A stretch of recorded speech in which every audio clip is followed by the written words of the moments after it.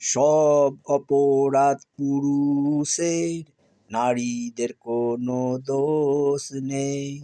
নিষ্পাপ জালিয়াতি নারী, মনে হয় জান্নাত থেকে চলে এসেছে। কিছু কিছু নারী কথা বলার আগেই কেঁদে ফেলে, বলে দুনিয়াতে আমার কেউ নেই।